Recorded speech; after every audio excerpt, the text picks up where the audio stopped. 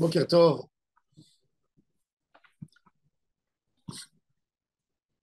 Dans la Torah, dans le chemin du Ham Israël, une des bases du comportement d'un juif, c'est de se ressourcer par nos parents.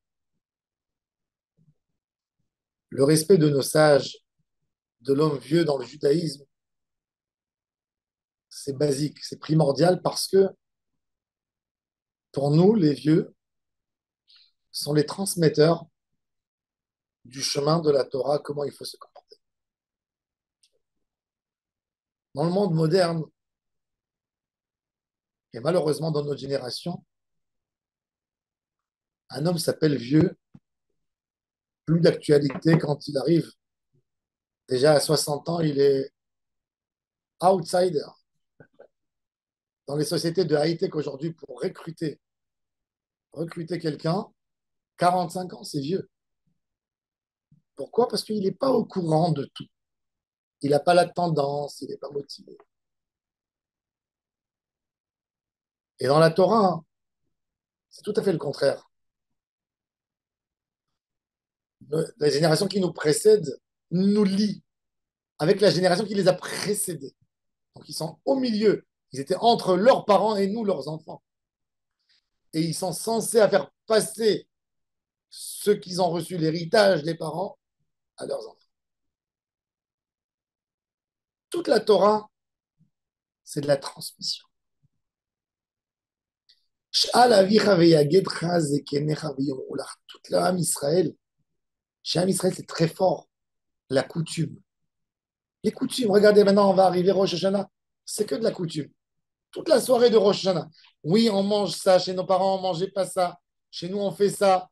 Tout ça, c'est de la coutume, c'est de la transmission. Toute l'idée du Ham Israël, c'est Sh'al Avicha Ve'agetra, avec ce respect profond que le Ham Israël avait toujours à leurs ancêtres, à leurs parents. On a réussi à garder notre Torah. Il y avait un rave, le Rav Yaakov Kaminetsky, c'est un des grands rabbins aux États-Unis. Il est venu un jour visiter en Israël, faire une visite en Israël. Il est venu avec son fils. Au retour, ils se sont préparés dans l'avion et il était assis à côté d'un professeur de l'université, assis à côté de lui. Le professeur devait voyager aux États-Unis aussi. Le Rav retournait aux États-Unis, dans sa maison. Le professeur a voyagé avec son fils et le Rav avec son fils. Les deux étaient assis dans une partie de l'avion et les enfants derrière. Et le fils du Rav, tous les 20 minutes, il vient. Papa chéri, as-tu besoin de quelque chose? Je te prends en toilette. Tu as besoin de lire quelque chose? Tu veux manger? Tu veux boire? Tous les 20 minutes, il vient. Tu as pris tes médicaments? Et le professeur à côté, son fils, rien du tout. Il ne vient pas le voir tout le vol. Il se débrouille. Il est dans son journal, dans ses trucs. Le professeur s'est retourné vers le Rav. Il a dit, monsieur le rabbin, je suis jaloux de vous. C'est votre fils unique, celui-là? Il dit, non, j'ai beaucoup d'enfants. C'est un parmi les enfants. Il dit, tout le monde vous respecte de cette manière? Le Rav lui dit, oui. Il dit, moi, j'ai un fils unique, voilà, tu vois. Je lui ai payé le billet d'avion pour qu'il vienne avec moi. Il ne me regarde même pas.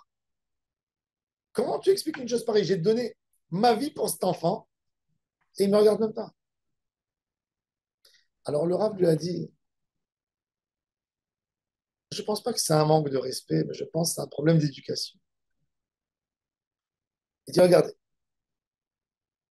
chez vous, surtout chez les hommes de la science, vous prenez depuis que quand vous rentrez déjà à l'université, on vous explique dans l'étude que vous devez prouver que tout ce qui vous a précédé était faux. Et il faut mieux trouver des choses. Et vous qui n'y croyez pas en Hachem, vous avez la théorie de Darwin qui vous a rempli la tête. Donc vous vous dites que l'homme est issu du singe. Alors pour vous, nos parents, nos grands-parents, nos arrière-grands-parents étaient plus singes que nous. Et nous, on est dans l'évolution. Donc, on devient plus homme qu'eux. Et ça, c'est l'éducation que tu as transmise à ton fils. Donc, pour ton fils, l'enfant, il ne voit pas d'intérêt. Pourquoi un homme qui est plus homme doit servir à un homme qui est plus singe que lui? Mais nous, qu'est-ce qu'on a transmis à nos enfants? Celui qui est plus proche de Matan Torah, il est plus pur. Il a entendu plus la voix divine à la source. Donc, pour mon fils, je suis plus important à ses yeux que lui parce qu'il dit, mon papa, il est plus proche de Moshe que moi. Sa Torah, elle est plus pure encore. Moi, j'ai récupéré, je suis la 50e personne depuis Moshe. Et mon père, c'est la 49e personne. De là vient chez nous le respect à nos parents. Mais pour toi, ton père était un singe par rapport à toi. Et pour ton fils, tu es un singe toi aussi. La Torah, elle colle toujours le fils au père. Toute la teshuva, elle est liée du fait que le fils veut réadopter le chemin de son papa. Ça, c'est tout le judaïsme. Sur un pied, c'est ça le judaïsme. Les parents. L'élément des parents, et même si les parents n'étaient pas à 100% dans la religion, ils représentent pour nous le lien avec leurs parents. Et leurs parents étaient, oui, bien entendu. Donc on se ressource de ça. Ça, c'est toute la Torah. L'idée de Kibbout Avaim, c'est de comprendre l'hierarchie, même dans la famille. Quand on n'a pas compris, on n'a pas envie d'utiliser l'expérience des échecs de nos parents pour mieux comprendre la vie. Et on se dit, eh ben nous, on va faire tout seul, on va découvrir tout seul la vie. C'est-à-dire qu'on supprime un parcours de 5783 années d'expérience. L'homme réussi, c'est l'homme qui demande conseil aux parents, aux hommes âgés. Ça, c'est toute la chorma. Le savoir-vivre, il vient que quand tu t'adresses et tu poses des questions à des gens qui ont vu beaucoup. La Gemara a dit que Rabbi Yochanan, l'auteur du Talmud de Jérusalem, même quand il voyait des goy âgés, il se levait, il les saluait, il demandait une bénédiction. Il disait combien ils ont vu dans la vie. Il y a des gens qui ont vu dans la vie tellement de choses. Utilise ça et un respect profond pour le passé d'un homme, pour ce qu'il a vu. Et tu pourras apprendre beaucoup dans ta vie. C'est pas nous qu'on doit donner des conseils à nos parents. On a besoin de recevoir leurs conseils, leurs paroles, leur soutien, leur beracha. La Gemara, elle dit qu'un homme qui a besoin de délivrance, qui s'arrête dans la rue quand il va voir un vieux, qui lui demande une bracha. Si ce vieux a vécu 80 ans, 90, c'est qu'il a des mérites. S'il a des mérites, il va lui demander une bracha.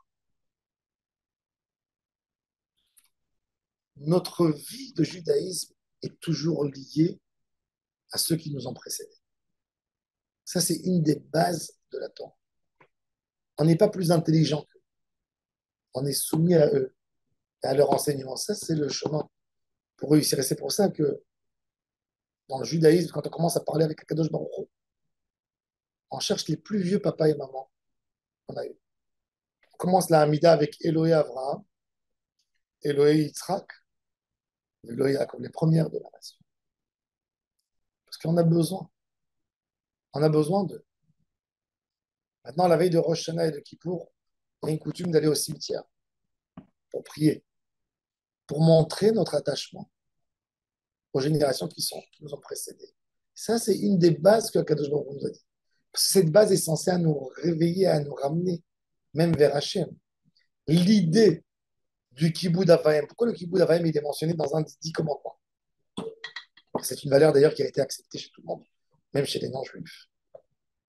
L'idée d'accepter celui qui est ta cause, celui que grâce à lui, tu es là, ça va t'amener aussi dans l'idée de la Emouna vers Akadosh Baruch Hu. Puisque ton père, le père de ton père, le père de ton grand-père, le père de ton arrière-grand-père, c'est celui qui l'a créé. En fin de compte, c'est Hachem. Par le respect des parents, on arrive au respect de la Shekhinah. Chers amis, chers frères, tout celui qui a le mérite encore que ses parents sont là, les couver, les admirer, leur donner, et tout simplement des fois même, quand vous êtes dans un dilemme, ne croyez pas que vos parents ne savent pas. Comme ils ont un amour tellement profond pour vous, quand vous allez leur demander quelque chose, ils vont vous donner un conseil, un avis, recevez-le. Il y a tellement de chorma, il y a tellement d'amour là. Eux, ils ne sont pas tentés par les petites tentations que vous, vous êtes là-bas. Eux, ils voient devant leurs yeux une seule chose, le succès de leurs enfants. Il faut savoir se coller aux parents, prendre conseil des parents. Ne pas les considérer comme des arriérés, parce que c'est des hommes âgés. C'est des hommes qui ont vu la vie, qui ont une expérience de prendre cette expérience, l'utiliser, et vous allez bénéficier de beaucoup, beaucoup de bonnes choses. Amen, amen.